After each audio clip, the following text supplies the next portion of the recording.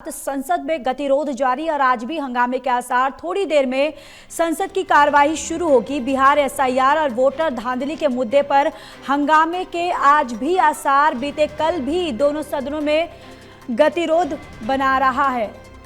आपको बताते चले कि मुख्य चुनाव आयुक्त के खिलाफ महाभियोग लाने पर सस्पेंस बना हुआ है। तो ये बड़ी जानकारी। आज भी संसद की कार्यवाही जो है वो शुरू होने वाली है थोड़ी देर में और आज भी ये कयास लगाए जा रहे हैं कि संसद की कार्यवाही जो है वो हंगामेदार रह सकती है और संसद में गतिरोध जो है वो जारी रहेगा। थोड़ी देर में संसद की कार्यवाही शुरू होगी जहां बिहार एसआईआर और वोटर धांधली के मुद्दे पर हंगामे के आसार। बीते कल भी दोनों सदनों में गतिरोध बना रहा। मुख्य चुनाव आयुक्त के खिलाफ अभियोग लाने पर भी सस्पेंस है। और इसी खबर पर ज्यादा जानकारी के साथ एसोसिएट एडिटर प्रदीप कुमार हमारे साथ बने हुए हैं। प्रदीप, क्या कुछ जानकारी है? कार्रवाई देखिए थोड़ी देर में शुरू होने वाली है।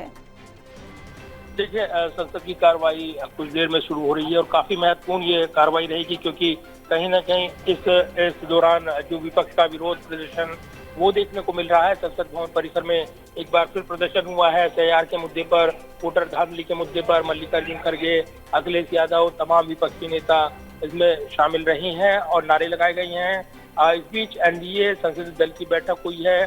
सीपी राधाकृष्णन जो कि उम्मीदवार घोषित किए गए हैं उपराष्ट्रपति चुनाव के लिए, उनका वेलकम हुआ है, परिचय कराया गया है। एनडीए सांसदों के साथ प्रधानमंत्री का संबोधन रहा है। सिंधु जल बंटवारा संधि को लेकर पीएम मोदी ने पूर्ववर्ती सरकार पर हमला बोला है।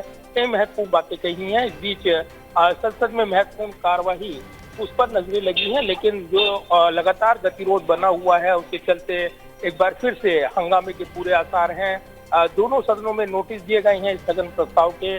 यानी साफ है कि इस मुद्दे पर विपक्ष का विरोध जो है आज भी बना रहेगा और लगातार प्रदर्शन करते हुए विपक्षी सांसदों ने नारेबाजी की है। हलफनामे की कॉपियां लहराई गई हैं और समाजवादी पार्टी लगातार ये दावा कर रही है कि उन्होंने जो हलफनामे सौंपे थे चुनाव आयोग को, उस पर चुनाव आयोग ने कार्रवाई नहीं की। लेकिन अब विपक्षी के नेता से हलफनामा मांगा जा रहा है, जबकि जो हलफनामे पहले दिए गए हैं वोट कैसे काटे गए, कैसे घटाए गए, इस पर चुनाव आयोग की ओर से जवाब नहीं दिया जा रहा और इसको लेकर विरोध प्रदर्शन करते हुए जमकर नारे लगाए गए हैं। तो एक बार फिर से ये विरोध देखने को मिल रहा है और इसका असर जो है संसद की कार्यवाही पर देखने को मिल रहा है, क्योंकि अब जो है आखिरी हफ्ता है और 21 तारीख तक सदन चलना प्रस्तावित है और इस बीच कई महत्वपूर्ण विधेयक बिना चर्चा के ही वो पारित हुए हैं।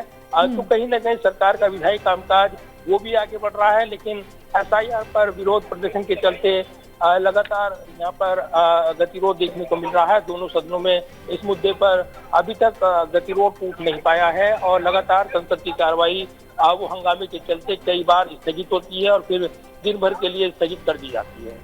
बिल्कुल प्रदीप, देखने वाली बात होती है कि आज ये संसद की कार्रवाई जो थोड़ी देर में शुरू होने वाली है वो चलती है या फिर आज भी हंगामे के भेंट चढ़ जाएगी। लेकिन प्रदीप देखिए, अगर वही दूसरी तरफ देखा जाए, बिहार एसआईआर और वोटर धांधली का ये जो मुद्दा है ये थमने का नाम नहीं ले रहा है। लगातार विपक्ष जो है इस मुद्दे को भुनाने की कोशिश कर रहा है। ये मुद्दा जो है वो दिन पर दिन उग्र होते जा रहा है। लगातार विपक्ष की तरफ से ये मांग की जा रही है कि इस पर चर्चा की जाए।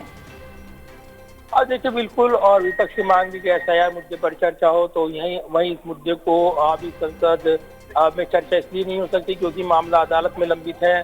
इस मुद्दे पर फैसला होना बाकी है। तो इसका तर्क देते हुए यहाँ पर सत्ता पक्ष की ओर से यहाँ पर दलीलें दी गई हैं।